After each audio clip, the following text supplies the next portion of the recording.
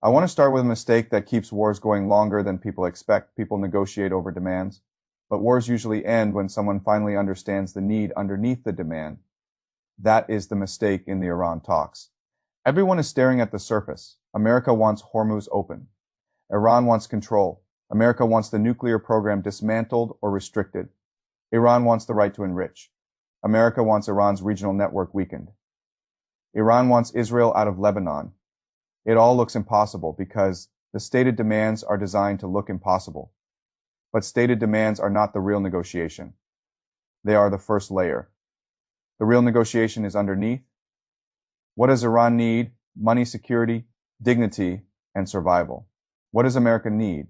Open energy routes. No nuclear, armed Iran, protection for allies, and a way out that looks like strength instead of retreat.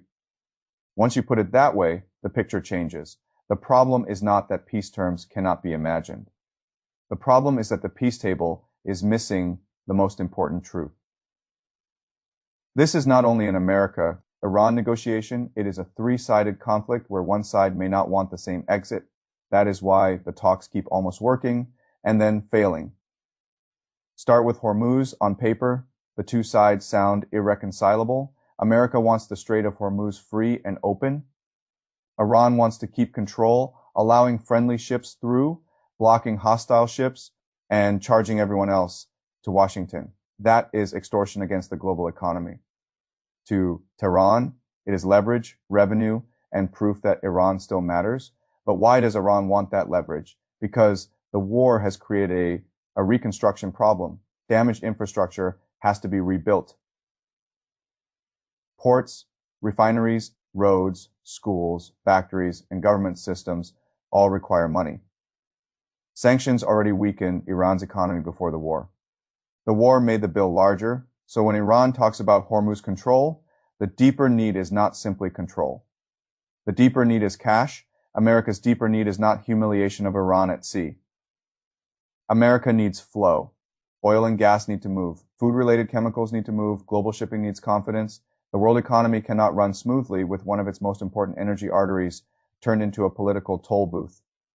So if Iran needs cash and America needs flow, a deal is imaginable. Iran does not need to own Hormuz forever. It gets reconstruction money. Another way, sanctions, relief, unfrozen funds, monitored reconstruction channels, oil export allowances, and staged financial access could replace the toll booth. America gets the strait open, Iran gets an economic path out, the global economy gets breathing room that is not elegant. But peace is rarely elegant. Now, look at sanctions. Iran wants them gone because sanctions have been a boot on the economy's throat for years. They limit trade, investment, banking, technology, medicine, and reconstruction. They make ordinary people poorer while the regime learns how to survive through black markets and shadow networks. America wants sanctions because sanctions are leverage. But leverage is only useful if it can be traded. If you never trade it, it becomes a wall, not a tool. So the obvious middle ground is staged relief. America lifts some sanctions for reopening Hormuz. More relief follows if nuclear limits are restored. More follows if inspectors return. More follows if Lebanon de-escalates. Iran gets oxygen.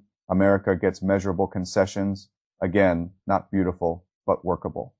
The nuclear issue is more emotional because both sides see it as survival. America sees an Iranian nuclear weapon as unacceptable, not just inconvenient.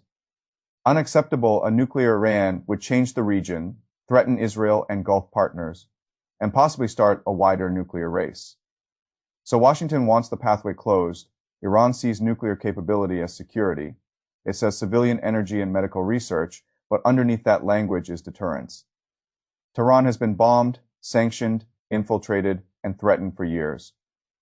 From Iran's perspective, losing every part of the nuclear program feels like standing naked in a room full of enemies. That is why the issue is so hard. One side says, your nuclear program threatens me. The other side says, losing it exposes me. But this problem has been managed before. A technical middle ground exists because a technical middle ground once existed. Limited enrichment, inspections, stockpile controls, centrifuge restrictions, monitoring, and phased relief are not imaginary. They have been written before.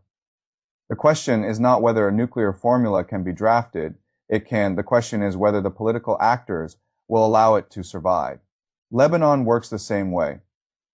Iran wants Israel's campaign in Lebanon stopped because Hezbollah is part of Iran's regional balance. America wants Iran's proxies weakened because they threaten Israel and us partners.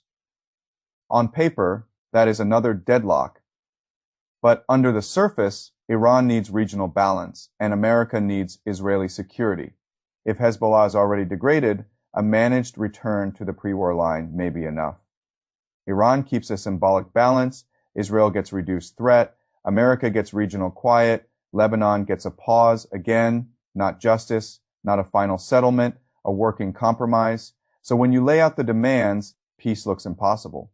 But when you lay out the needs, peace looks close enough to draft. Hormuz opens, sanctions relief is staged, nuclear limits return. Lebanon cools, Iran gets money and dignity, America gets flow and restraint. That is why the failure is so important. If the needs can be matched, why does the war keep going? Because the mediators board is missing a side. It is not America on one side and Iran on the other. It is America, Iran, and Israel, each with a different version of victory. America's version of victory is an exit it can sell, Hormuz open, oil calmer, nuclear limits restored. Iran contain no regional collapse, no global economic shock that turns a Middle East war into a worldwide crisis. Iran's version of victory is survival without total humiliation. It needs money, reconstruction, and enough sovereignty to tell its people it did not kneel.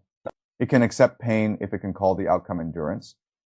It cannot accept an outcome that looks like national surrender. Those two versions are different, but they overlap.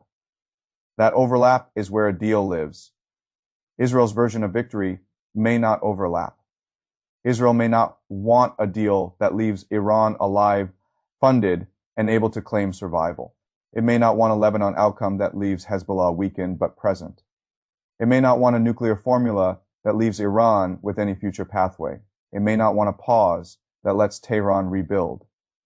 In the strongest version of Israel's war aim, the objective is not managed containment. The objective is transformation.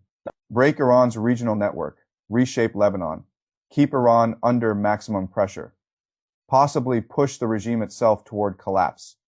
If that is the goal, then an American-Iranian peace deal is not a solution. It is an obstacle. That is the uncomfortable truth Washington avoids. The United States can want peace and still have an ally whose battlefield incentives point away from peace.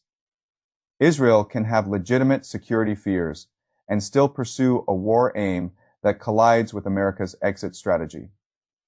Iran can be hostile and dangerous and still be capable of accepting a deal that Israel would rather prevent. All three can be true at the same time. That is what makes the conflict sticky. When Iranian negotiators are targeted or intimidated, diplomacy becomes fragile. When Lebanon is struck after ceasefire language appears, the package collapses. When Israel continues operations while Washington is trying to build a deal, the United States is not only negotiating with Iran, it is also managing an ally that may see the negotiation itself as a threat. That does not fit the clean public story, but it fits the pattern. Talks come close, then fail, ceasefires appear, then break. Diplomats spend hours at the table, then the battlefield changes the table. The issue is not that no one can draft a peace. The issue is that one actor may prefer the war's strategic opportunity to the peace's temporary stability. That is why the old status quo matters. Before the war, nobody loved the arrangement. Hormuz was open. Iran's nuclear program was constrained by pressure and calculation. Sanctions remained. Hezbollah existed, but was under pressure. Israel was not satisfied. Iran was not satisfied. America was not satisfied. But the arrangement held. That proves something. Peace does not require satisfaction. It requires tolerability. The region had tolerability before the war. It was tense, ugly, and unstable. But it existed. What the war did was give every actor a reason to reach for more. Iran reached for Hormuz leverage and reconstruction money. America reached for deeper nuclear restrictions. Israel reached for a chance to permanently change the regional map. Once maximal goals enter a war, returning to tolerability becomes politically difficult. Every side has paid costs. Every side wants to justify them. Every leader wants to say the war bought something larger than the pre-war status quo. So the price of peace rises, and the higher it rises, the harder it becomes to close. This is the trap. America and Iran may be able to meet each other's needs, but they cannot complete the deal unless Israel's goals are either satisfied, limited, or overruled. That is what Washington does not want to confront, because confronting it means admitting that ally and interest are not always the same thing. It means admitting that pressure can help a negotiation until it starts destroying the off-ramp. It means admitting that the United States may be trying to end a war while Israel is trying to win a different one. That is a hard thing for any administration to say out loud. So instead, everyone talks about Iranian stubbornness, American red lines, sanctions, centrifuges, shipping, and Lebanon. Those things matter. But they are not the deepest obstacle. The deepest obstacle is the mismatch between the peace America can accept and the victory Israel may be seeking until that mismatch is named. Diplomacy keeps operating with a false map. A false map does not just fail to guide you, it leads you into the same wall over and over. This is why the next talks can be serious and still fail. The negotiators may know the technical terms. They may understand the needs. They may even have language ready for Hormuz, sanctions, nuclear limits, and Lebanon. But if the third side views that language as a threat to its war aims, the deal remains fragile before it is signed. Iran will ask whether concessions actually buy safety. America will ask whether sanctions relief actually buys restraint. Israel will ask whether restraint merely lets Iran recover. Each fear feeds the next, and that is how peace dies without anyone formally rejecting it. I have learned that in politics and investing, people often mistake stated price for real value. The same is true in diplomacy. The stated demand is not always the real need. Iran may demand Hormuz control, but the real need is money. America may demand sanctions remain, but the real need is leverage. Iran may demand nuclear rights, but the real need is security. America may demand nuclear dismantlement, but the real need is reassurance. Those needs can be traded. But a third actor's maximal war aim cannot be solved by clever wording. That is the hard part. If Israel wants Iran permanently broken, then no compromise that leaves Iran standing will be enough. If America wants the war ended before it becomes a global economic crisis, then endless pressure becomes a liability. If Iran wants survival with dignity, then total surrender is impossible. 3 sides, 3 clocks, 3 definitions of success. America's clock is global risks. Oil markets, shipping, China, Russia, and regional escalation all push Washington toward a deal. Iran's clock is survival, reconstruction, sanctions, domestic pressure, and state legitimacy push Tehran toward a deal it can call dignified. Israel's clock is opportunity. Every day of conflict may create another chance to weaken Iran, Hezbollah, or the regional network before the window closes. Those clocks do not strike peace at the same time. That is the whole problem. The war continues, not because peace cannot be described, but because the described peace is not wanted equally by all the actors who can destroy it.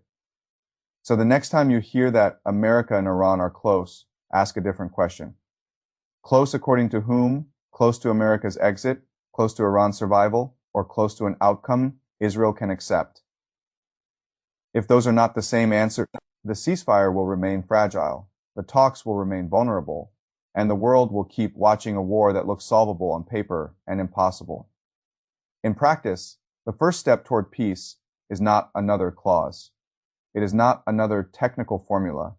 It is the admission that the conflict has 3 sides, until America admits that it will keep negotiating with Iran while avoiding the actor that may be breaking the negotiation from the outside.